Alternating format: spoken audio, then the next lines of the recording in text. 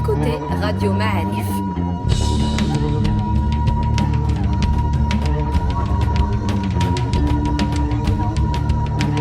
Le podcast Histoire.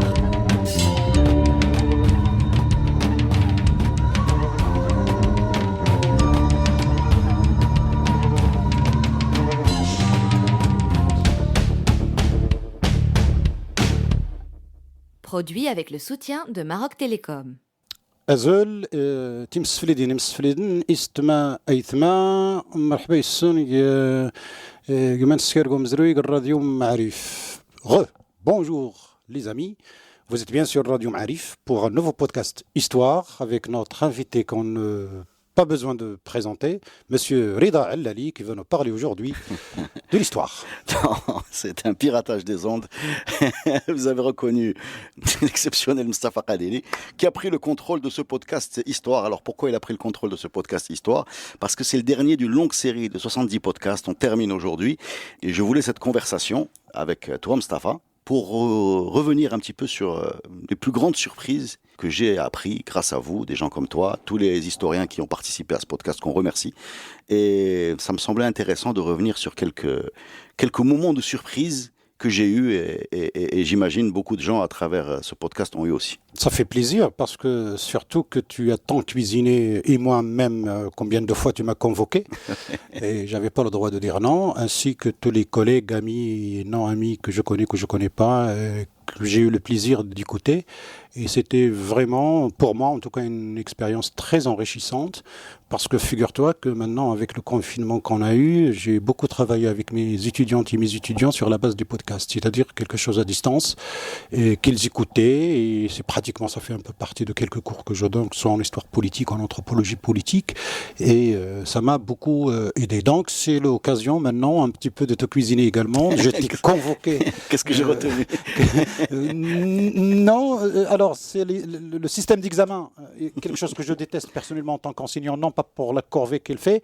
mais que je trouve que c'est pas la meilleure évaluation de faire, c'est au fait surtout de discuter et reprendre un petit peu quelque chose. Alors bon, comme tout Marocain et toute Marocaine, tu es passé par l'école, tu as appris des leçons, ouais. On t'a parlé pas beaucoup appris par rapport à ce que j'ai appris avec vous, de Morabitine, etc. Oui, ouais. Mais normalement, on est en tant que citoyen de ce beau pays qui s'appelle le Royaume du Maroc, c'est-à-dire si on partage quelque chose, c'est se passer. Avec ses gloires, c'est des fêtes, avec ces choses extraordinaires et d'autres choses beaucoup moins extraordinaires.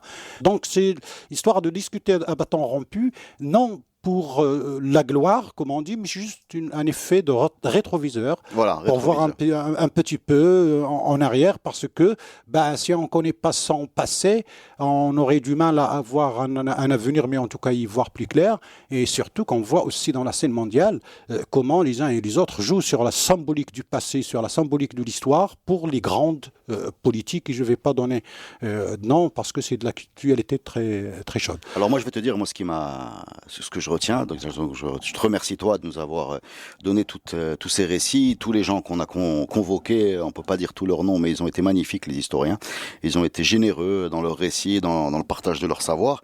Moi ce que je retiens, la première chose que je retiens de cette expérience, où je suis parti de très loin, pour information, j'avais pas de culture historique, il faut le dire, mais c'est une émotion, voilà, j'étais ému par l'histoire du Maroc. J'ai trouvé que c'était quelque chose de plein de passion, de parfois de tristesse, parfois de gloire, parfois de retournement de situation, voir ce peuple comme ça se défendre, attaquer, reculer, se battre pour exister, c'est quelque chose qu'on a du mal à, qui a quand même eu des interactions très fortes avec les Romains, l'Afrique subsaharienne, les Ottomans, les Espagnols, les Portugais, la France. On a été bien entouré. Voilà, on a été bien entouré. On est tombé dans un groupe difficile. C'était pas rien. Voilà, c'était pas rien. Énormément de choses. Je le répète, vraiment un sentiment d'émotion vis-à-vis de tout ce que nos ancêtres ont traversé de glorieux et de douloureux. Voilà, ça c'est quelque chose. Et je trouve dommage que ça ne soit pas plus connu. Alors, je vais pas donner des leçons aux gens parce que j'ai attendu d'avoir mon âge pour m'y intéresser. Mais je pense que beaucoup de gens auraient à s'y intéresser.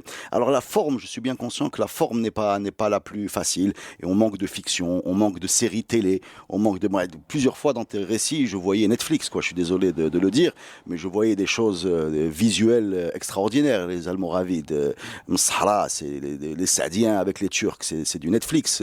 Il y a beaucoup de choses comme ça qui je trouve un gâchis par rapport à la matière qu'on a, qui est une matière romanesque. Voilà le mot que je cherchais, romanesque. C'est une histoire romanesque.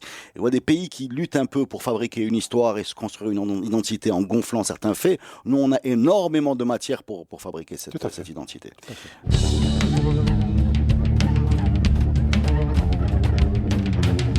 Alors, une des surprises que j'ai eues, c'est avec ton collègue Omar Akrez, quand il nous parle des rois morts, donc les royaumes pré-islamiques. Les royaumes pré-islamiques. Et donc, quand on entend parler de Syphax, Adherbal, Ascalis, j'avais l'impression d'être dans Astérix. Voilà. Oui. Et je suis surpris à quel point on souffre pour parler de cette période. On souffre, les noms ce sont des noms qu'on a récupérés chez les Romains. À la romaine. Le nom même de qui on était, on a du mal. Parce que les morts, c'est pas un nom qu'on utilise facilement. Et même, c'est une insulte en espagnol, moros. Moros, absolument. Si tu dis amazir, tu pars dans autre chose, quelque chose de plus identitaire. C'est pas un mot qu'on a l'habitude d'utiliser. Maroc n'existe pas. Déjà, on ne sait pas nous nommer nous-mêmes. On ne sait pas nous nommer nous-mêmes. Et cette période-là, elle est incroyable parce qu'elle est riche. Elle n'est pas enseignée. J'imagine qu'on est un petit peu honteux de ne pas avoir été musulman avant l'islam. Et donc, du coup, notre histoire commence tard. Voilà, c'est une des premières choses qui m'a surpris dans ces podcasts. Et pourtant, il y a des choses à raconter avec encore une fois, du romanesque, mais caché sous le tapis de l'histoire officielle, un peu honteux. Voilà. Oui, mais parce que dans les programmes scolaires, la manière avec laquelle on est tous passés par l'école, quand on nous parle de la Jahiliya en Arabie, et puis comme si on fait une sorte de projection aussi sur qu'on était dans le même cas. Ce qui est biaisé dans nos programmes scolaires. Donc, du coup, on sautait cette période, ou bien, surtout par rapport, j'ai vraiment quelque chose, parce que quand j'ai fait ma thèse en 1995, quand j'ai choisi mon sujet, j'avais travaillé sur autre chose, et je me suis souvenu de cette première leçon que j'ai apprise moi-même à l'école primaire, au CM2, je crois au CM1, سكان المغرب الأول هم البرابرة بن أمازيغ كانوا يسكنون الكهوف والمغاوير ويقتاتون من النباتات والأشجار جاءوا من اليمن والشام عن طريق الحبشة ومصر. Alors, les générations d'aujourd'hui, heureusement, ils ont plus cette histoire, c'est que les premiers habitants de Kada, etc., les barbares, etc. Donc, quand on se refait dès le départ, et tout de suite, on passe à Risala al-Nabawiya, et donc, du coup, entre la haute, très haute antiquité, ce qui est universel, que ces gens-là habitent les grottes et tout, c'est normal, il n'y a pas de problème. Parce que toute l'humanité est passée par ce stade. Sauf qu'on ne nous disait pas que c'est un phénomène universel, comme c'est quelque chose de spécifique à ce pays. Et puis, tant qu'on a Risala al-Nabawiya, et du coup, ouf, heureusement, il est le prophète qui le sauve. C'est encore plus profond. On a l'impression que ces gens qui étaient là ont disparu et sont remplacés par d'autres. Tout à fait. Alors, quand on rajoute à ça le problème des noms, alors par exemple, les Romains avaient un problème avec une tribu qu'ils appelaient les Bavars. Alors, j'imagine bien que dans notre bouche, ils ne s'appelaient pas les Bavars. Je ne sais pas qui c'est, mais le fait qu'on nous parle des Bavars, de ces rois avec des noms romanisés, vraiment, ça construit l'idée que donc la rupture de continuité, et c'est pas très vieux, hein, on parle de 1500 ans, on ne parle pas non plus des pharaons de l'âge. Tout à fait. Deuxième surprise, alors moi, donc, un des podcasts qu'on a fait ensemble, c'est toi qui l'as fait, c'est sur la conquête omeyyade, et j'étais surpris. Alors ça, je vais te demander de valider ça. J'avais pas l'impression que la question des femmes était centrale dans le rapport entre les Omeyyades et les tribus locales, et qu'ils ponctionnaient une sorte de je sais pas ce qu'on peut appeler ça, un kidnapping ou un mariage forcé. Enfin, je sais pas. Mais ça, je l'ai vu nulle part à part dans ta bouche. Est-ce que tu es sûr de ça déjà? Non, on a les sources. Hein, on a les sources. Ben Khaldun en parle, et d'autres sources plus antérieures en parlent. C'est clair. On a même des lettres du roi Marwan ibn Abd al-Malik, je crois, qui a envoyé au Moussa ibn Nusayr. Une lettre qu'on a dans les archives a été retrouvée, a été publiée par des auteurs de l'époque qui existent toujours. Il lui donne même les précisions du genre de femme qu'il faisait, qu'il voulait, au niveau de la taille, de la couleur, les cheveux, etc., etc. C'est-à-dire, c'est phénoménal. Ça ne concerne pas que l'Afrique du Nord, je veux dire, côté perse et de l'autre. En fait, c'est une sorte les colonies. Les colonies deviennent musulmans, ok. Donc normalement, c'est l'empire, c'est l'égalité en principe selon le principe de l'islam. Sauf que les Omeyyades, ils avaient d'autres soucis que l'islam. Hein. Je veux dire, ils ont détruit la Kaaba, les Omeyyades. Je veux dire, c'est pas l'islam qui les intéressait. Et c'est ça qui est intéressant aussi au niveau de la curiosité historique. C'est la conquête. On avait dit ils ont récupéré l'Empire byzantin, ils se sont fait une grande expansion, ils ont déplacé le centre du pouvoir du lieu saint de la Mecque vers Damas pour rentrer dans un nouveau processus de pouvoir par héritage. Mais c'était la famille qui gouvernait, qui dominait la Mecque au moment du pèlerinage qui existait à l'époque pré-islamique, c'est-à-dire au temps de l'Jahiliya, parce que c'est des gens qui vivaient de ce commerce, de ce moussem, qui était le pèlerinage. C'est un moussem et ce l'est toujours. Et donc, du coup, ils étaient les derniers à croire à leur propre prophète, que Dieu leur a envoyé, mais tout de suite, quand ils ont compris d'une manière stratégique l'intérêt, ils se sont convertis et du coup, ils ont continué leur système de fonctionnement comme avant l'islam. Ils croient en Allah et en son prophète Mohammed, mais au niveau de la pratique, c'est autre chose. Bon, mais tout le podcast que tu nous as raconté sur la conquête omeyyade, qui donc est un empire en expansion qui se heurte à des pouvoirs locaux, avec un impact fiscal, de pouvoir, un impact normal. Quoi, et de piratage de femmes, oui. Oui, mais ça, chez nous, c'est quelque chose qui est complètement occulté et qui est perçu comme la lettre divine est arrivée. Et on se reproche de ne pas l'avoir accepté à bras ouverts très vite. Et donc les épisodes de Koussaïla, etc., sont un peu évoqués de façon honteuse, alors qu'on est dans d'autres enjeux qui ne sont pas forcément religieux et qui sont plus, disons, politiques, quoi. Enfin, et ça, c'est quelque chose que j'ai découvert. Tout à fait. Mais ça, c'est les choix de notre État au lendemain de l'indépendance. Les teigneux, si j'ose dire, qui ont fait l'école chez les Français et les Espagnols à l'époque et qui sont devenus un peu assimilés à la culture française et espagnole. Je veux dire, quand ils ont pris le pouvoir au lendemain de l'indépendance, ils n'ont fait que reproduire c'est une sorte de culture coloniale reproduite par les meilleurs élèves qui ont eu des bonnes notes dans les mensonges. Et c'est ce qui est arrivé après, c'est-à-dire les meilleurs profs, c'était ceux qui sont capables de mentir aussi bien que leurs maîtres qui ont fait et les manuels scolaires. Je veux dire, on a des travaux sur ça, on a des thèses sur les manuels scolaires et surtout sur la matière de l'histoire, comment on l'enseignait depuis l'indépendance. Bien sûr, même au temps colonial, beaucoup de Marocains sont passés par les ancêtres les Gaulois. Je veux dire, il n'y a pas photo dans toutes les régions du Maroc, sauf pour la zone espagnole. Les zones espagnoles, non, bon, ils ne sont pas gaulois, mais ils n'ont jamais aidé nos ancêtres, les Espagnols.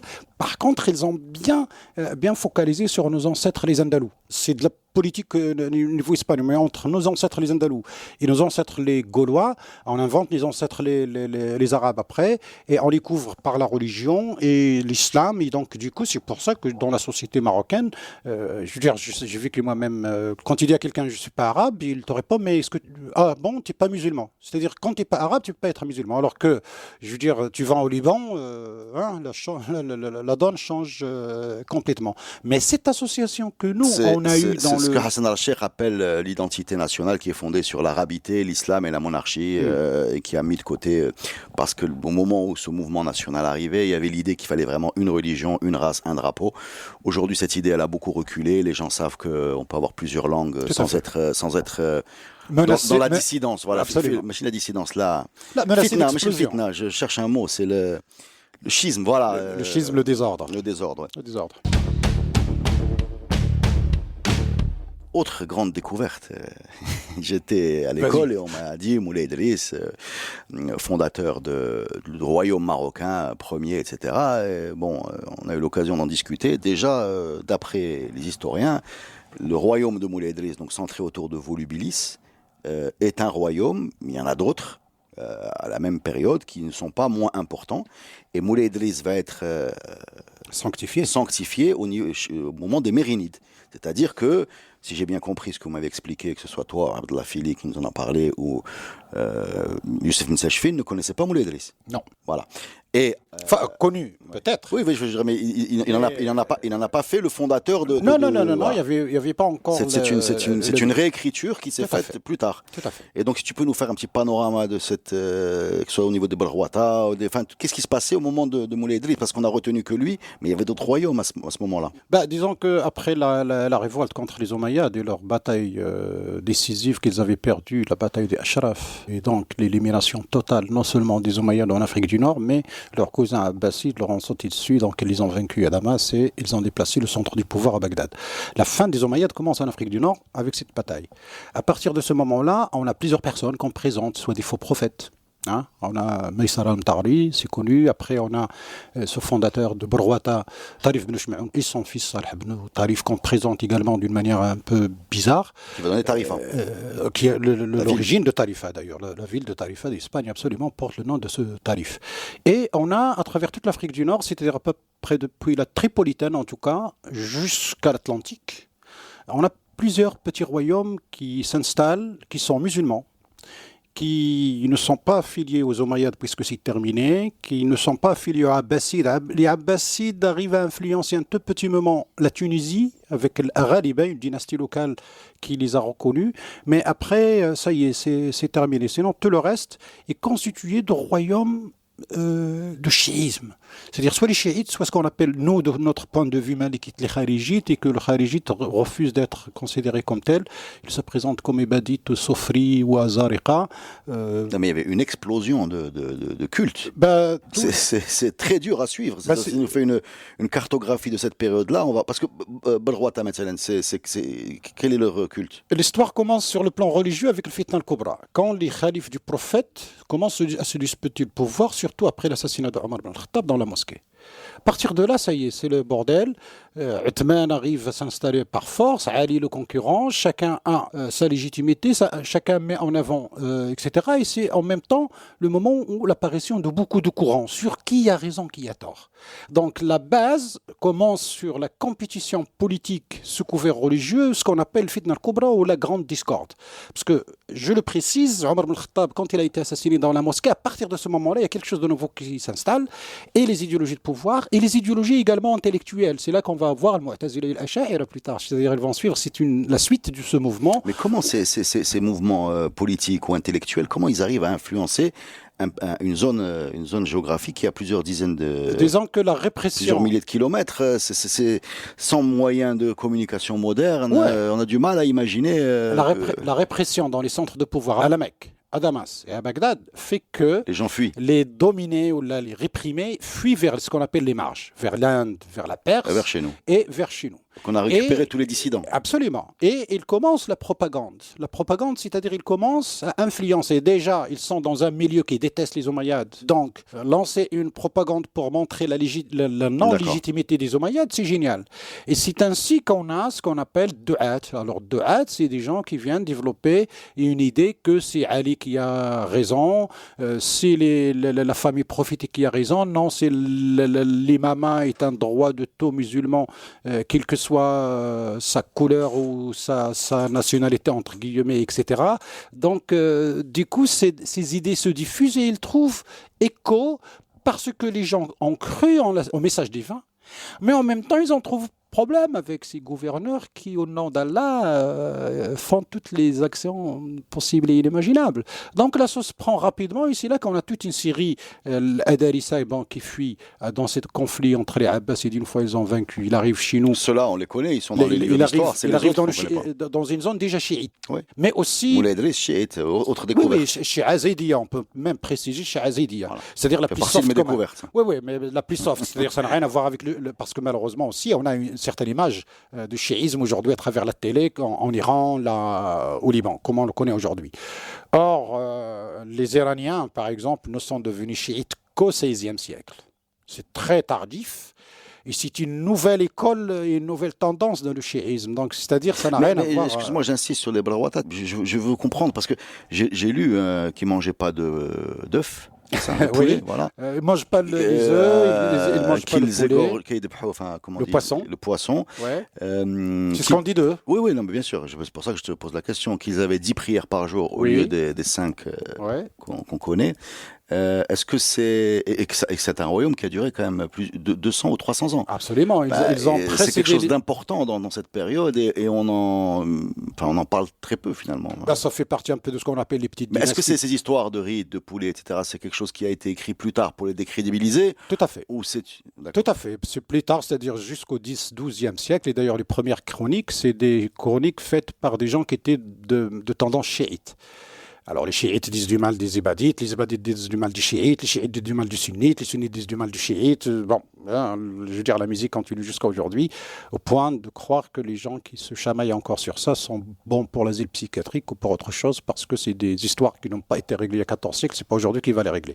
C'est-à-dire, autrement dit, au lieu de respecter quel que soit, Dieu reconnaîtra les siens, on continue encore aujourd'hui dans ces histoires. Mais en tout cas, les chroniques qu'on a sur l'époque, malheureusement encore, M. Philly l'a bien précisé, une sorte de distraction à chaque passage de nouvelles, l'arrivée de nouvelles dynasties, de nouveaux conquérants locaux, etc. C'est-à-dire, on efface les traces précédentes. Ouais. Mais notre problème, ce qui dit de l'archéologie, il est là. Et malheureusement, on a d'excellents archéologues, on a même un institut qui forme des archéologues, mais on n'a pas les moyens. Notre État ne met pas le paquet, alors que ça fait partie de la culture immatérielle, ça fait partie du passé mémoriel. Ce que tu es en train de dire, c'est que si on mettait de l'argent, on trouverait plus de choses, on comprendrait mieux. Bien sûr, on a encore la région de Z'ir, par exemple, pour moi, il est une des régions les plus bizarres. Le nombre de cimetières dépasse des fois le nombre de villages. J'exagère un peu à la marseillaise, comme on dit, mais il y a un nombre de cimetières avec une architecture, des tombeaux des saints, qui ne ressemblent pas à d'autres régions du Maroc. Ça, la région de Z'ir, à côté de Rabat, d'ailleurs là où est enterré Abdallah ibn Yassine, le fondateur du malikisme au Maroc, qu'on ne fête pas, à qui on ne donne aucune valeur. Si les Marocains sont des malikites, comment un Marocain aujourd'hui pourrait savoir, mais qu'est-ce qu'être malikite? Je dis toujours à mes étudiants et étudiantes, certainement vous aurez la chance un jour de continuer vos études ailleurs ou même de travailler à l'étranger. Vous rencontrez quelqu'un du Liban ou d'Irak ou d'Iran qui est chiite, qui défend, ou là un Saoudien qui défend son wahhabisme. Alors, si la personne est bien calée dans son domaine, au moins il sait les principes de base sur lesquels repose son chiisme, son wahhabisme. Et vous, qu'est-ce que vous allez dire de votre malikisme? Qu'est-ce que c'est quoi être malikite? Au fait, c'est le béaba des choses que toute personne, en tout cas, doit savoir, parce que si aussi les propagandes, comme on a peur les évangélistes qu'on accuse de faire la propagande de la religion chrétienne au point de si notre croyance est tellement faible, qu'ils nous convertissent. Or, quand on a quelqu'un dont la croyance est zen, il sait sur quoi il parle, l'autre il peut prêcher toute sa vie. D'ailleurs, on l'a vu à l'époque coloniale. Pourtant, il y avait une propagande de mouvements qui voulaient convertir certains Marocains. Mais ils ont obtenu quel résultat? Dans une période de faiblesse, dans une période où les gens étaient soumis, dans un contexte de devenir chrétien pouvait donner carrément le droit à la citoyenneté française et changer de statut, passer d'indigène à quelqu'un de supérieur ou assimilé au colon. Et pourtant, ça n'avait pas de résultat parce que les gens étaient bien zen dans leurs croyances et ils savaient très bien.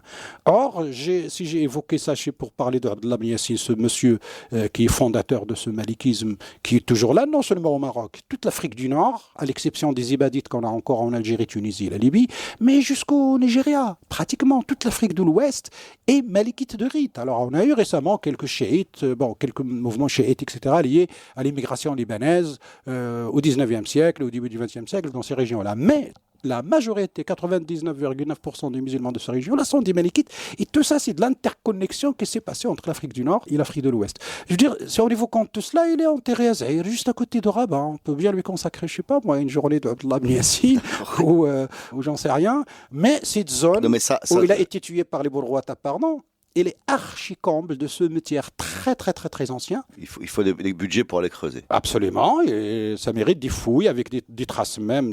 Là où est enterré Abdallah ibn Yassine, il y a encore la citerne, il y a encore les traces de la muraille, c'est-à-dire que les Almoravides avaient fortifié cette colline où ils étaient retranchés durant leur guerre avec les Bourguata qui contrôlaient la région. On a la trace. Si on creuse tout autour, si on fait des sondages, comme disent les archéologues dans leur langage, à mon avis, c'est sûr et certain qu'on va trouver des traces qu'il faut mettre en valeur.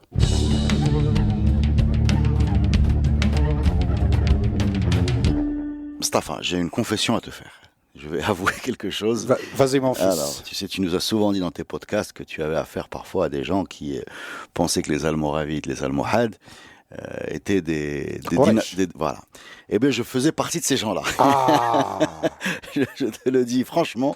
Bon, je n'avais pas les idées très claires, mais le côté local de ces grandes dynasties, local sud, plutôt pour les Moravides, et local, voilà, m'avait échappé. Alors, je ne sais pas moi si j'ai été intoxiqué par cette histoire de. Je sais pas moi qui c'est qui m'a mis ça en tête, parce que c'est le nom. Est-ce que c'est, je sais pas, l'Arabo-Andalousie, parce qu'on parle beaucoup de... Je sais pas d'où ça m'est venu, mais quand on est rentré dans... C'est pas glorieux ce que je te raconte, hein. Je suis pas très fier de cette inculture, mais en vérité, la puissance de ces deux dynasties, puissance militaire, le fait qu'ils soient venus du sud pour les Almoravides, pour aller défendre les royaumes andalous, le fait qu'ils se sont imposés contre les roitelets andalous, qu'ils en aient déporté certains. Et même contre l'Aragon. Voilà, le fait qu'ils aient réussi militairement, même le côté construction de l'État des Almohades, la puissance économique, monétaire de ce dirham, ce dinar, je sais pas. Le dinar, le dollar. Dinar, voilà. Le dollar de l'époque. Exactement. La puissance également navale des Almohades, on a compris d'après le professeur Triki qui nous a fait un super podcast qu'il y avait une puissance navale, correspond quand même, on a l'impression, à une sorte d'âge d'or. Alors c'est un peu dommage parce qu'en français on appelle ça le Moyen-Âge, mais ça correspond pas vraiment à l'acceptation classique qu'on a du Moyen-Âge. La puissance de ces deux dynasties, leur impact et leur côté local. Alors, je suis désolé de t'énerver, mais quand on voit un film où on entend les Almohades dans les souks, l'époque des Almohades, un film comique, parler en arabe classique, c'est, d'après ce que j'ai compris, complètement faux, mais c'est quand même une idée très partagée dans la tête des gens qu'à l'époque, les gens parlaient Fosha et que niveau d'Yanata, je vais le dire comme ça brutalement, alors qu'on a affaire à des dynasties locales, donc Sanhaja et Msmoda, donc c'est bien ça. Oui, tout à fait. Mais ça, je suis désolé, je l'ai découvert avec vous. Voilà. Non, on y ajoute les Znata Mérinides. Pour les Mérinides, mais, mais le côté local échappe complètement. Mais il n'est pas présenté, on ne capitalise pas là-dessus. Non. Ça pourrait être le début de ce fameux récit national qu'on essaie de construire pour fabriquer cette identité, mais là, elle était forte à ce moment-là. Même maghrébine, hein, pas forcément marocaine. Mais c'est les manuels scolaires, c'est la didactique aussi. C'est le message qu'on veut, parce que le problème aussi avec notre école qui a reproduit dans sa partie en arabe toute la tradition dite des écoles coraniques, c'est-à-dire l'apprentissage par cœur. Et c'est la grande erreur. Parce que apprendre par cœur signifie que c'est une marchandise, mais en général, on passe l'examen et on oublie. On ne retient rien de tout cela. Et je crois que c'est pour quelque chose. La seconde repose sur la didactique. La didactique en fait que quel message veut-on transmettre à ses enfants, non seulement pour avoir une bonne note de préférence, mais aussi cet élément d'appartenance à quelque chose, à un territoire. Or, comme on nous a dit, au fait d'ailleurs, la chose se reproduit dans le programme pour les gens qui ont suivi, en tout cas jusqu'au collège, avant les fameuses orientations sciences, lettres, etc. On vous enseigne la poésie de l'époque omeyyade et la poésie de l'époque abbasside. Donc, du coup, tu as tous les Marocains, ils peuvent te parler de Farzdak, de Jarir, de Abou Nouas, de, je sais pas moi, d'Abou Doulama, en plus les machins de l'Jahiliya dont Taha Hassin quand même met en cause, mais quand même on croit que c'est vraiment réel. لو كان امرؤ القيس لو كان قيس وليلى كان عنتر كان الحطيئة كان الأخطل كان شي سميات qu'on retrouve d'ailleurs dans nos ruelles, alors que tout ça est mis en cause par Taha Hussein dans les années 20. Attends, dès que je suis c'est pas tout à fait clair. Bref, mais on ne te présente jamais un poète de l'époque almoravide, de l'époque almohade, ou de l'époque mérinide, ou de l'époque saadienne, ou de la première époque alawite. Comme ça n'existait pas. Donc du coup, nous, on devient des Syriens et des Irakiens. Heureusement, il y a Jalil al-Farazdak, c'est-à-dire on a quelque chose de repères dans lesquels on peut se reconnaître dans le passé. Et du coup, oui, on devient plus Syrien que les Syriens, plus Palestinien que les Palestiniens, plus Irakien que les Irakiens, plus Libanais que les Libanais, plus Saoudien que les Saoudiens, parce qu'on s'est approprié leur histoire, parce que notre école nous a dit, voilà, votre ligue. Oui, mais ça c'est profond, Mustapha, c'est profond. Si on prend une analogie, quand un Européen veut glorifier ses racines, un Anglais, il va te dire, moi je suis Anglais depuis, je sais pas combien de générations, mon ancêtre a lutté avec Richard Cœur de Lion, ou bien un Français te dit, non, je suis un vrai Gaulois. C'est comme ça qu'il se glorifie lui-même. Un Marocain, quand il veut se glorifier, il va te dire qu'il vient d'ailleurs. C'est-à-dire, on est des Andalous, on est des Arabes. Le local n'est pas glorieux. Quoi. Le local n'est pas brillant. Or, on a eu des moments brillants. Donc, c'est la culture scolaire. Mais par exemple, une autre de mes surprises au moment de ces Almoravides, Youssef Nessachfine était marié avec Leila Zineb, dont c'était le 3e ou 4e mari. Absolument. Voilà, alors réfléchissez à ce que je viens de vous dire. Dites-vous qu'un roi ou un grand sultan, un homme d'une grande puissance militaire, a épousé une dame dont il n'était pas le premier mari. Ouais, on a quand même du mal aujourd'hui dans l'imagerie qu'on a officielle de traditions un peu rétrogrades, de l'obsession de la virginité, etc. Et avec laquelle, d'ailleurs, il a partagé le pouvoir, vu que c'était une vraie femme politique. Donc, on a changé de mentalité, on est dans le Moyen-Âge, finalement. Hein, parce que c'est pas le premier, je veux dire, jusqu'à Moulay Ismaïl, on a entre Youssef Ben Tachfine et Moulay Ismaïl, on a l'histoire de Sayyid al-Hurra avec Tétouan, avec le sultan Ouattacide, et c'est pratiquement elle qui lui demande sa main, et c'est lui qui se rend chez elle, c'est pas elle qui va chez lui, c'est lui qui va chez elle, hein, quand même. C'est dommage que ces histoires-là ne soient pas plus connues. C'est une des choses d'ailleurs que j'ai découvert en discutant avec des gens comme toi pendant ce podcast, c'est le regard sur nous-mêmes change. C'est-à-dire que tu reconsidères qui tu es. Voilà. Et c'est pas une question de se couvrir de gloire ou bien de s'inventer une identité plus brillante. C'est juste de mieux la comprendre et elle est diverse, elle est complexe. Voilà. Parce que moi, à l'origine, je peux faire la révélation, je dirais à l'origine, moi je suis géographe, je ne suis pas historien. Tu viens de tuer 50 podcasts, mec. Écoute, je n'ai fait que mentir. Ça va, bon, chacun peut faire son propre mensonge. Elle est comme pendant 50 heures. Non, j'enseigne l'histoire. Je suis devenu historien parce que ma thèse de doctorat est en histoire, mais jusqu'à la licence, c'est-à-dire l'ancien système de 4 ans. Est-ce qu'on peut l'avoir, s'il te plaît? On peut voir le diplôme, parce que maintenant, on peut le mettre sur Internet.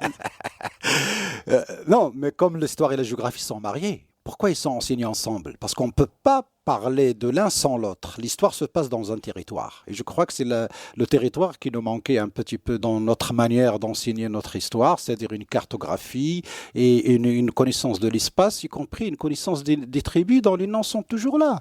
La tribu est exclue de notre histoire, que ce soit dans les manuels scolaires, que ce soit un peu partout. Moi, quand on me parlait de tribu, professeur Oujama en parle très bien. Pour moi, la tribu, c'est has-been. C'est pas que c'est has-been, c'est les cow-boys, quoi. C'est les cow-boys. C'est les cow-boys. Donc c'est les Sioux, les machins, les Cheyennes, les Comanches, Bon, je suis désolé, hein, pourtant moi-même écoute, je pense que si tu montes une ou deux générations, tu vas trouver mes ancêtres dans une tribu. Mais non, c'est pas ça. C'est que on les voit vraiment comme. Il faut plus les voir comme des pouvoirs locaux. Il faut les voir comme des structures et non pas seulement territoriales, sociales, économiques. Voilà, il y a des choses à dire sur ce sujet. C'est pour ça qu'on lance ce podcast Tribu. Et c'est pas juste comme ça une horde ou un troupeau d'individus qui dérange le développement, parce que à chaque fois qu'on les présente, c'est ils sont contre le sultan, ils sont contre les Français, ils sont contre les Espagnols, ils sont contre les machins. C'est comme ça, à chaque fois qu'on entend parler de ces gens-là, qui sont nous, hein, c'est nous. Ouais, c'est nous. On a déjà l'impression qui sont là pour freiner l'avancée du glorieux Maroc vers les lumières de la civilisation. Quand on voit l'histoire d'Europe, je veux dire, leurs noms de tribus, c'est halal. Les noms de régions, des provinces, etc., ça renvoie des noms des tribus à l'origine. Mais quand tu nous disais par exemple les Znettes, c'est une tribu qui démarre à la Tripolitaine jusqu'à. Voilà, donc jusqu'à déjà, voilà, pour moi, ça c'est pas une tribu. Pour moi, une tribu, c'est 40 personnes avec un chef. C'est une famille de tribus. Non, mais c'est un grand thème qu'on va continuer à explorer ensemble. Hein. On a le podcast Histoire, c'est le dernier épisode de cette série, mais il y aura d'autres choses sur ce genre de thème.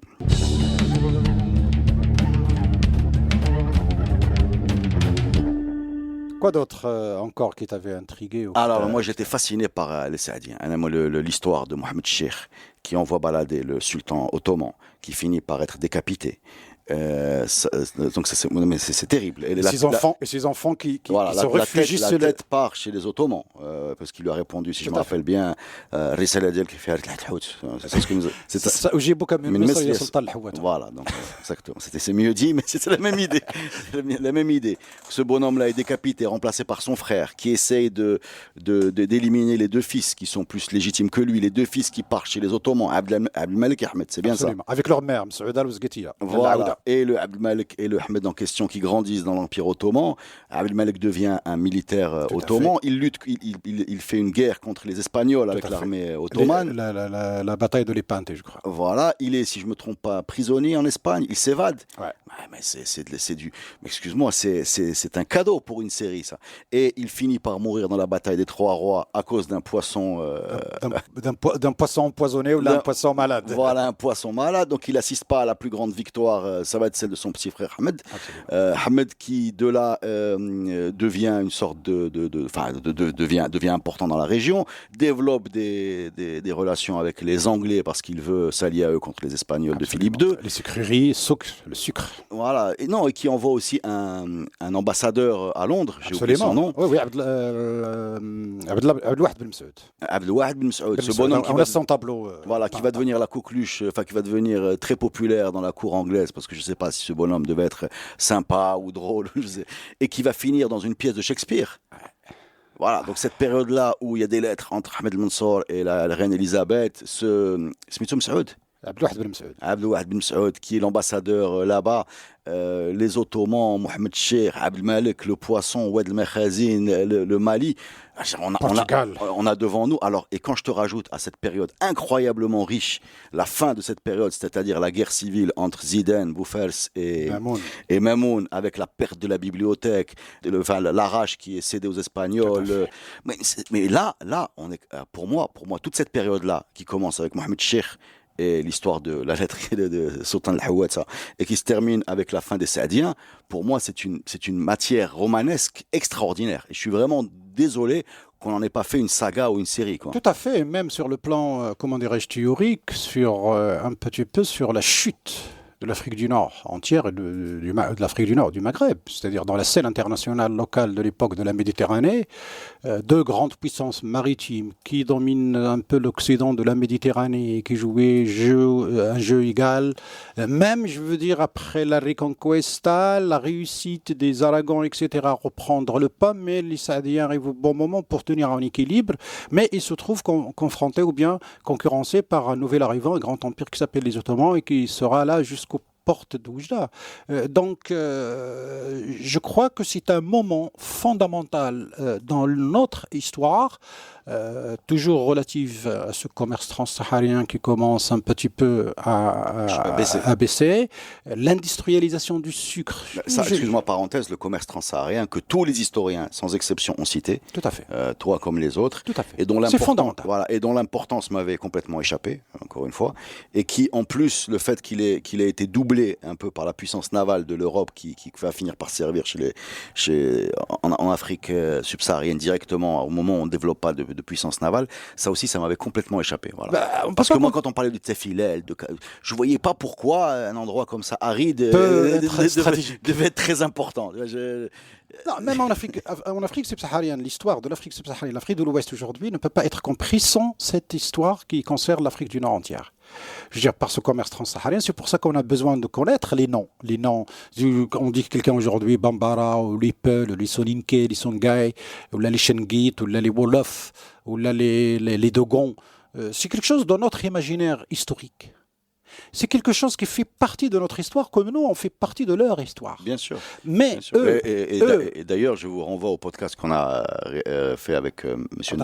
Ngaïde, voilà, que tu nous as présenté, qui nous a raconté cette histoire vue du Sud, et qui est super intéressante. Et c'est dommage qu'on n'ait pas... On revient à notre programme scolaire. Non, on va arrêter avec le programme scolaire. non, mais même aujourd'hui, on est sur Internet, il y a moyen de se cultiver. Oui, heureusement. Mais non, le problème persiste encore pour déjà, les enfants de génération à venir. Je ne me rappelle pas de grand-chose de ce que j'ai appris, donc si en plus c'était faux. Non, la génération à venir. Non, y compris par les jeux, donc les jeux de société, les jeux pour enfants. Quand tu vois la masse de ce que produit l'Occident pour aller vite, même de jeux vidéo. Oui. De jeux vidéo, de séries, de bandes dessinées, de fiction, de documentaires, pour finalement avoir, pas une vérité, mais un concert de voix qui arrive à une perception. Et la pauvreté de notre production avec une matière aussi riche, je le répète, ça fait 3 fois que je dis dans ce podcast, mais on peut s'en mordre les doigts. Parce que cette période saadienne, excusez-moi, c'est Games of Thrones à la fin, d'ailleurs. C'est extraordinaire. Exact. Voilà, tout ça sur fond d'épidémie. On passe d'une espèce de chute vertigineuse, d'une bataille glorieuse, celle d'Oued el Mekhazin, jusqu'à la succession de Ahmed. C'est bon. Comme quoi, déjà, le phénomène est universel. Je veux dire, il n'y a rien de particulier. C'est pas que notre histoire est mauvaise ou mal faite. Non, je ne suis pas dans cette logique. Non, oui, je suis d'accord. J'essaie juste en général. Je vois la matière qu'on a C'est exactement la même chose comme dans les Game of Thrones. C'est-à-dire même dans les histoires de cours, les histoires de problèmes de pouvoir, dans toutes les sociétés du monde, notamment ces histoires qu'on connaît à travers les films, et surtout les films historiques, et surtout avec beaucoup d'épices. Je veux dire, ça se passe détails, bien sûr. Les détails, ça les humanise. Et ça humanise. Voilà. C'est le plus important. Je crois que c'est le défi pour le cinéaste. Abdelmalek Saadi, voilà, c'est un nom. Je crois qu'il y a une université. Tétouan, absolument. Voilà, donc, c'est pas quelqu'un qui a laissé beaucoup de place dans notre histoire, contrairement à son petit frère. Et après, quand tu lis le simple déroulé de sa entre guillemets carrière. Absolument. Voilà, c'est-à-dire donc soldat ottoman, prisonnier, échappé, courageux, sultan, guerrier, sultan. On se dit quand même il y a quelque chose à faire avec ce bonhomme-là. Et c'est un exemple, il y en a d'autres. Mais il connaissait les langues. Voilà. Je veux dire, cette période saadienne, justement, elle reste assez importante oui, intéressante dans le tournant dans notre histoire. C'est un tournant dans notre histoire qui pouvait nous donner le positif ou le négatif. Et avec, malheureusement, le conflit entre les enfants, c'est parti en débandade. Donc, du coup, on a eu ce qu'on appelle l'émergence de nouveaux petits royaumes, de nouveau. Alors qu'on a les Espagnols, les Portugais, les Ottomans, tout puissants à un côté, qui ne cherchent qu'à manger ce qu'il y avait devant eux. Justement, c'est une des grandes surprises aussi, une des grandes découvertes. On a eu Mehdi Rouilguet la semaine dernière, qui nous a dit qu'on aurait pu disparaître. Oui. On aurait pu disparaître, c'est-à-dire comme les Incas, les Mayas, les Aztèques ou machin, sous la pression de la péninsule ibérique, donc Espagne et Portugal, qui s'installent sur les côtes. Mais ils s'installent pas sur les côtes en étant contents d'être sur les côtes. Ils tentent de prendre Marrakech. Bien sûr. Voilà. Ils sont arrivés jusqu'à Chemaria à peu près, je sais pas où. Voilà, oui, bien sûr. Ils ont tenté, oui. Donc c'est peut-être une évidence qu'on soit là, mais suite à cette débandade, ce que tu appelles cette chute, ce chaos énorme.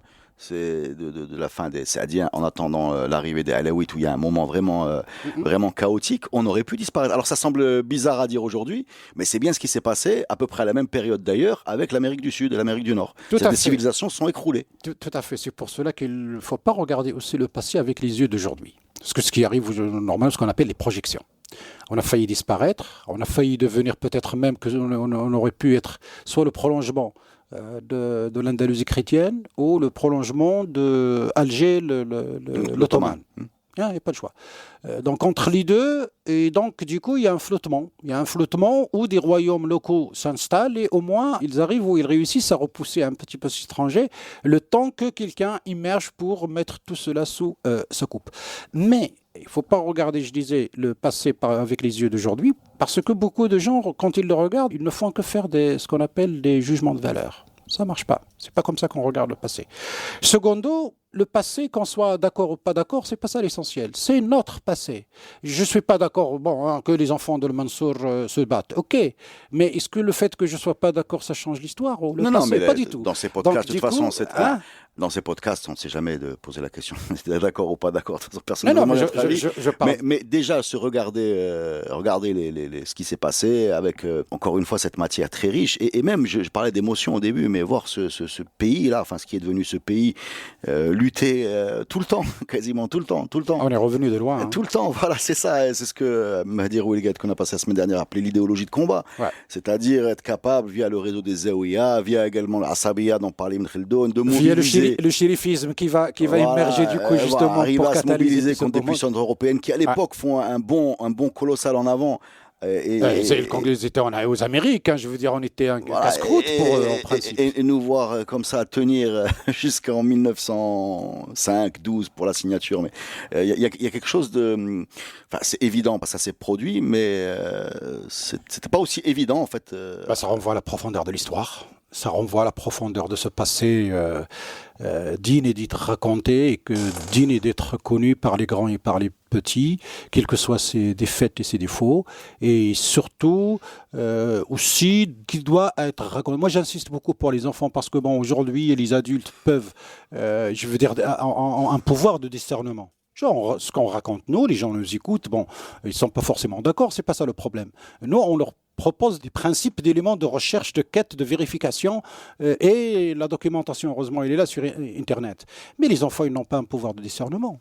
Il ne faut pas qu'on continue à les abreuver, à les massacrer de cette manière-là pour qu'ils naissent et grandissent en train de détester leur propre pays, sous prétexte qu'il n'a pas d'histoire, qu'il n'a pas de mémoire, qu'il n'a c'est pas... pas de la détestation, c'est plutôt du mépris en fait. C'est plutôt du le mépris. mépris, oui. Voilà, c'est plutôt du C'est mépris. pour ça que peut-être j'ai écrit Le mépris de soi, mon livre. Le nationalisme du Le mépris. nationalisme du mépris de soi, oui, ça, je crois. Ce qui est disponible en librairie. Il est épuisé, mais je crois que je vais lancer une deuxième édition avec le soutien de Radio Ma'arif. Avec le soutien de Radio Ma'arif, pourquoi pas. Non, merci Radio Ma'arif qui m'a fait contacter beaucoup de gens, dont un éditeur qui est très intéressé et donc du coup qui m'a contacté et je lui ai proposé, il me dit avec grand plaisir, alors que le contact aujourd'hui, au début, c'est juste pour me remercier Radio Ma'arif pour les éclairages.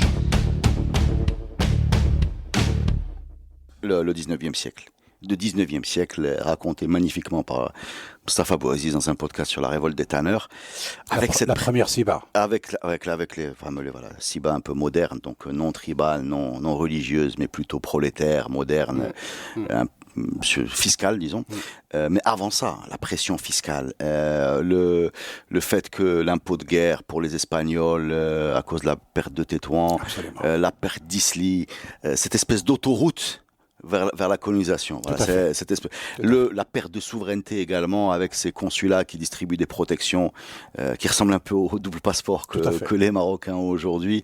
Ce 19e siècle, moi je l'ai trouvé mal connu et très important à connaître parce qu'il porte vraiment les germes de ce qu'on a aujourd'hui. Tout à fait. Moi, quand j'ai lu, quand on a entendu ce podcast Histoire avec Mustapha Bouaziz qui nous raconte Moulay Hassan qui va mater les tanneurs, j'ai trouvé vraiment beaucoup de choses qui résonnent dans l'actualité. Voilà. Quand on a fait un podcast sur le cannabis, avec la lettre, encore une fois, de Moulay Hassan. Tout à fait, sur le monopole. Qui envoie une lettre au ulama en disant « Je la plante, halal, haram, monopole, pas monopole, etc. » Je vois encore des choses qui résonnent aujourd'hui. Etc., etc. Quand j'entends, je le répète, la protection des consulats, je vois des choses qui résonnent aujourd'hui. C'est-à-dire qu'on a vraiment l'impression que ce 19e siècle nous aide à comprendre le 20e et le 21e, parce que le 20e, on l'a vécu, enfin en tout cas pour nous, et le 21e, on est dedans. On n'est pas loin, c'est ça ce que je veux dire, on n'est pas loin. Et je trouve ça un peu... quand j'entends parler de Moulay Hassan, encore une fois, toujours lui, qui comprend qu'on a un retard technologique et qui envoie 500 boursiers pour étudier, dont celui... Il installe même Bab el-Makina face pour fabriquer des armes. Voilà, donc la prise de conscience du retard et le fait de se débattre sans y arriver vraiment... Mais dans le contexte de pression, c'était pas évident. Voilà. Moi, ce 19e siècle aussi m'a semblé vraiment fascinant. À quoi sert l'histoire? C'est des leçons, le type de Khaldoun? Non, parce que c'est un siècle qu'on comprend facilement. C'est-à-dire que c'est un siècle qui n'est pas très loin pour nous et dont on voit les impacts. Et il y a une autre chose, alors celle-là vraiment, ça c'est toi qui nous as expliqué ça.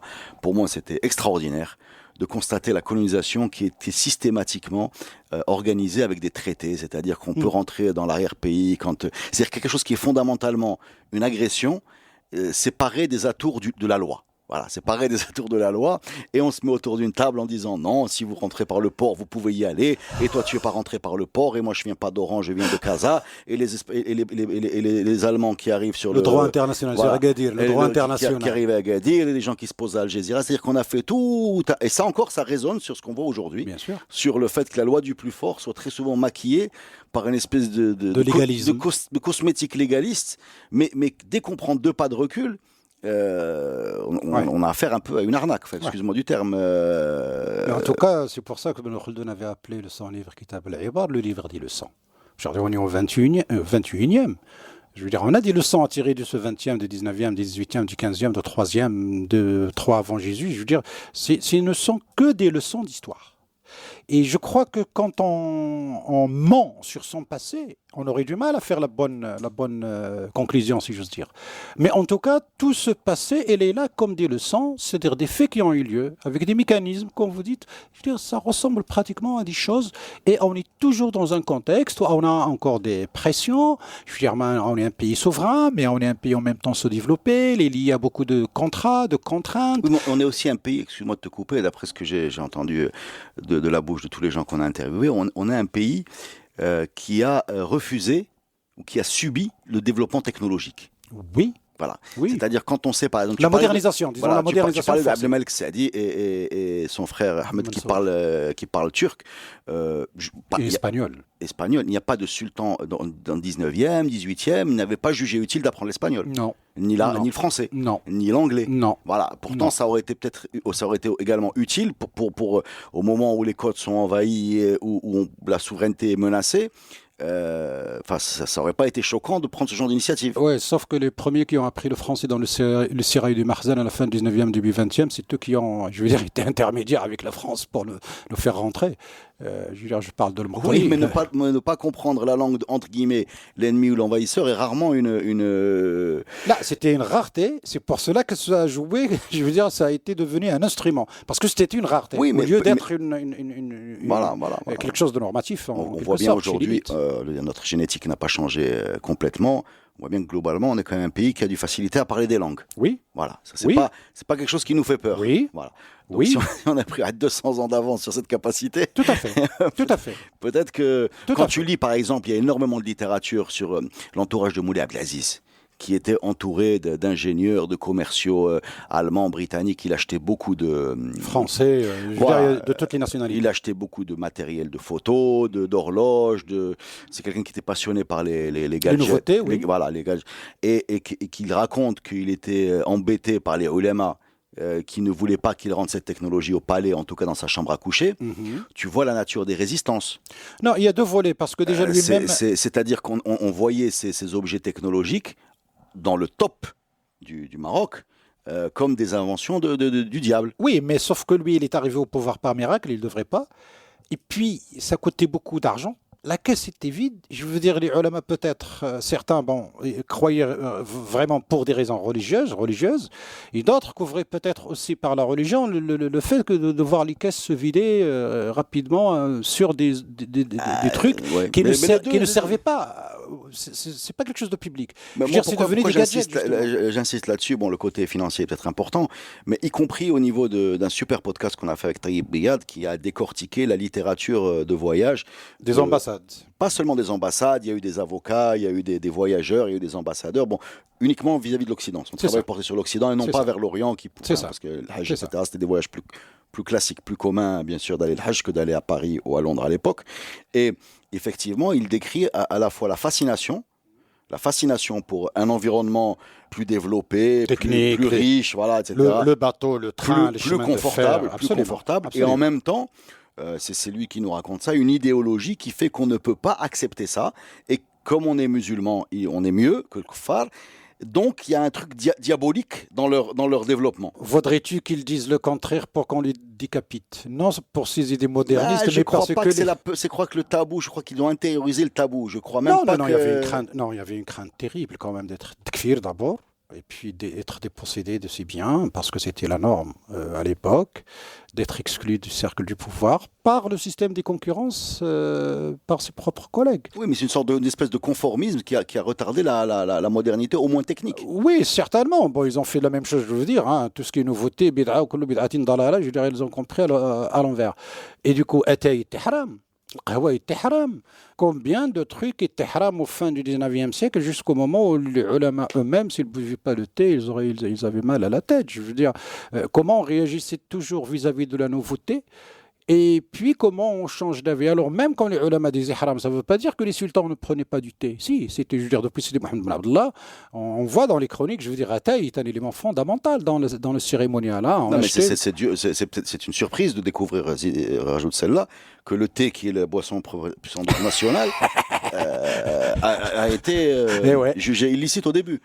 Illicite, mais surtout on regarde notre comportement, c'est-à-dire n'importe quel étranger qui ne connaît pas notre pays, de Tanger, je dis de Tanger jusqu'à Lagos, je veux dire notre pays, de toutes ces taxes de Tanger jusqu'à Lagos, c'est le thé vert. C'est de Tanger vers Ouaran, ça va, on dépasse un peu Ouaran, le thé vert disparaît de la scène. Et tout le Sahara, jusqu'à la Libye, c'est le thé vert. Ça, c'est... Alors, celui qui nous observe avec ce rituel, avec ses manières, avec cette présence du thé, on ne te demande même pas ton avis, tu rentres à la maison, on te dit pose du thé, on ne te demande même pas ton avis, c'est tellement évident. Quelqu'un pourrait croire que c'est une boisson qu'on connaît depuis 2000, 3000, 4000 ans, depuis la nuit des temps. Ben non. Alors que c'est devenu populaire vraiment que dans les années 60. Jusque-là, c'était une boisson de l'élite. Le sucre était cher, il n'était pas à la portée des bourses. Il était importé, il venait de France. Là, tu parles d'une limite économique, mais la limite religieuse, elle s'est levée quand? Fin 19e, je veux dire, quand ce commerce commence à se populariser. À un moment donné, il était à l'intérieur de l'élite, ça va. C'était dans l'élite, les ulama, même quand ils voyaient ça, ils pipaient pas mot. Mais dès qu'il commence à rentrer sur les marchés, à devenir un peu populaire, et d'autres catégories sociales commencent à l'apprécier, et ça commence avec Mackenzie, le Britannique, quand il arrive en face de Tarfaya, il installe un comptoir pour pouvoir commercialiser son thé directement. Ce thé vert, transformé, je crois que les British n'aiment pas, ils préfèrent le thé noir, et donc il tente sa chance sur les côtes, et le peuple adopte. Et donc, du coup, c'est pour ça que je parle jusqu'à l'Écosse, parce que par la côte, les Britanniques ont diffusé ce thé, cette marque de thé qui a trouvé place, et du coup, comme on dirait, comme s'il remplaçait quelque chose qui existait auparavant, on dirait. Parce que quand on voit dans les romans, et certains romans font la description de cette cérémonie, je veux dire surtout à la campagne, surtout dans les régions où les gens ont un peu de temps, ils ne sont pas pressés par la vie dite moderne, urbaine, etc. Le temps qu'ils prennent pour faire le thé, la personne qui doit faire le thé, c'est pas n'importe qui. Et le rituel, ouais. Le rituel, je veux dire, c'est quelque chose d'anthropologique. D'ailleurs, on a un livre excellent de M. Sebti et M. L'Khsassi qui nous ont fait une merveille encore. Je veux dire, il y a encore beaucoup de matière à explorer là-dedans, y compris la poésie, les dictons, les trucs qu'on raconte sur ça, mais c'est quelque chose de phénoménal. Alors là, c'est exemple type d'une tradition qui est très récente dans l'histoire, mais c'est devenu une tradition tellement importante, ancrée, et pratiquement rentrer chez quelqu'un sans boire le thé, c'est de la malpolitesse de la part. On a l'impression que ça vient de la nuit des temps, alors Absolument. que c'est récent. Mais ce qui est fort, c'est comment on adopte, et puis on l'adapte, et puis ça devient quelque chose de particulier, spécifique. On ne boit pas le thé comme le font ni les Chinois, ni les Japonais, ni les British. Ni même les Syriens ou les... non. Loin de là. Bon, je veux dire, c'est un produit importé chez eux aussi, donc ça va. Non, mais chacun l'a adapté. Alors. Autre découverte, alors ça c'est ta zone, c'est ta période, c'est ton expertise, cette fameuse pacification. Alors sincèrement, j'étais nul. Entre Mouhaou Mouhaou Saïd, Al-Khattabi, ça on connaissait, mais Mhaouch, tous ces... Les Hiba, voilà, les Zaïd Ahmed, Assoub, Slam, etc. Tous ces gens-là, dont on a compris qu'ils avaient donné du fil à retordre à l'armée coloniale française à peu près entre 1905 et 1933. Ouais. Voilà, c'est long.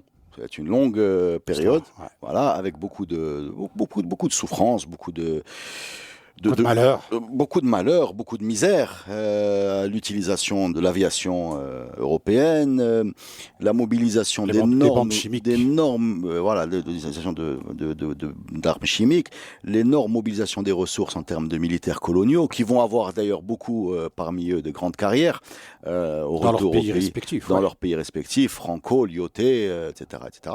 Juin, Guillaume. Alors cette période-là, par contre, tu nous l'as raconté abondamment. Elle est passionnante. Elle est triste parce qu'elle correspond quand même à une période de guerre, une longue période de guerre. Mais avec le recul, on est très très très surpris par à quel point elle n'a pas été insérée au récit sur la libération, ou comment les Marocains se sont débarrassés du joug colonial. Alors, ils ont échoué, ces gens-là, vu que c'est la deuxième vague, celle des années 50, qui va se débarrasser du colonisateur. Mais à quel point ces gens-là ne sont pas intégrés dans l'histoire. Alors, on comprend bien, on sait tous pourquoi, mais c'est violent. Là, on fait des flashs, et on donne le nom de 3 batailles. Le Hri, 14, le Anwal, 21, et Boughafr, 33. Et la manière aussi avec laquelle on évoque, c'est des flashs, mais comme si rien entre les 3 dates ne s'est passé. Oui, mais c'est une période vraiment fascinante. En plus, comme tu la connais très bien, tu la racontes très bien, ça a été pour moi des podcasts marquants, cela, voilà, parce que c'est pas très loin. C'est à peu près, pour aller vite, nos grands ou arrière-grands-parents. C'est pas... Les traces de la mémoire, elles sont toujours là. Hein. Je précise encore, dans la zone française de l'Empire chérifien, comme on l'appelait, il y a 113 stèles qui commémorent les batailles les plus importantes. pas toutes les batailles, mais 113. Et moi, personnellement, avec même des fois des logos gravés sur la pierre de la Légion quand ils faisaient les routes. Parce que on ne peut pas comprendre les routes d'aujourd'hui si on ne remonte pas cette histoire de conquête militaire, parce que la majorité, à 80%, c'est des routes faites par l'armée, par le génie militaire de l'armée, et réalisées soit par les militaires, soit par les corvées. Et les corvées, à l'époque, c'était pour les campagnards, pour les tribus. C'était des jours obligatoires chaque année, non rémunérés et non pris en charge. C'est pour ça que l'un des chants du Moyen Atlas, de Chichat, sur lesquels beaucoup de gens ont des perceptions assez tordues, malheureusement, parce qu'ils ne s'intéressent pas au texte, ils ne font pas attention au texte. Il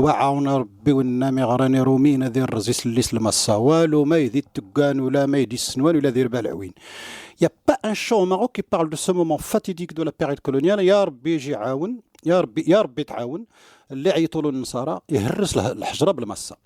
C'est le travail obligatoire. Le travail obligatoire. ما كاينش اللي يطيب ليك، ما كاينش اللي يعجل ليك، وما كاينش اللي يجيب لك العوين. C'est le début de l'histoire. Et ça se termine, c'est un morceau de 1900, j'ai cherché exactement, c'est un morceau de 1962-63. Il se termine هيا بالطاكسي هزاي ثمازير ثور ذيك سماقي ثغي مشى سني يسازرو سي موزار ذي ناكت لا الماشي السيد بيحرق قال لي هو هاد البلاد امول الطاكسي هزني من هاد البلاد راه ما بقى ما يدار هزني الازرو لي موزر يتسحب له تما واش تما كاينه الماشينه سيده ديال التران اللي كتمشي لطنجه باش يمشي للهجره تقاتلنا مع النصراني ها حنا كاع فكينا الوحله. Et entre le premier vers et le dernier vers, le morceau au milieu, je veux dire, il y a plein de métaphores. هذا كيغني الشيخات بالكمانجة معها لوطار ولا وقيله واش العود واللون. Mais c'est un texte tellement fort, tellement décapant, et ce n'est pas le seul qui nous raconte cette histoire. Voilà, pour en arriver à ces histoires de mépris de soi, sur les langues, c'est-à-dire Darija ou Tamazigh, qui mahgourin, on ne les respecte pas, on considère que c'est la c'est la langue de la populace, c'est la langue de l'hazam, de la part des gens qui se croient intellectuels, et alors qu'ils sont le vecteur de toute la mémoire orale, ouais. De la société qui a vécu. On n'a pas besoin de faire des études pour faire la poésie. Faire de la poésie sur la base des études, c'est une chose. Mais faire la poésie sur la base de l'apprentissage de la poésie in vivo comme il se faisait, c'est autre chose.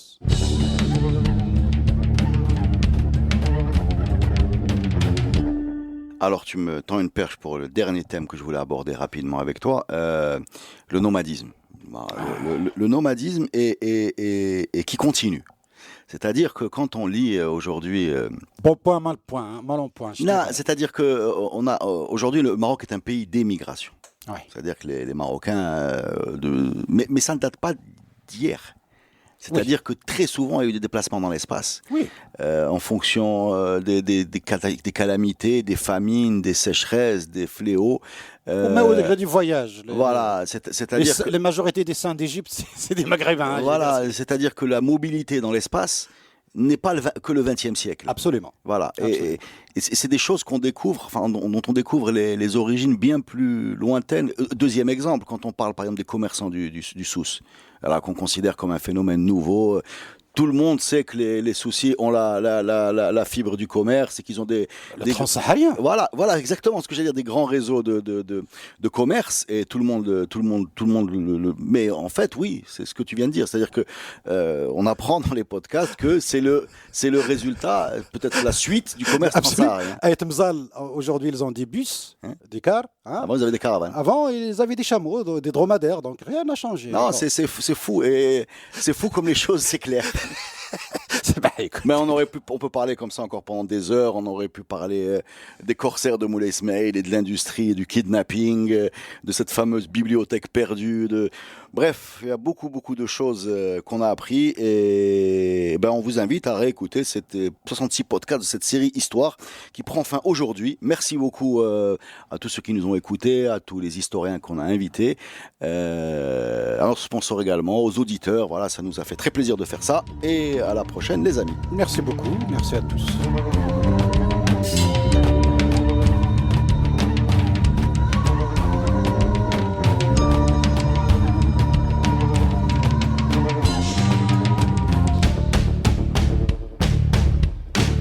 Ce podcast est produit avec le soutien de Maroc Télécom. Maroc Télécom, un monde nouveau vous appelle.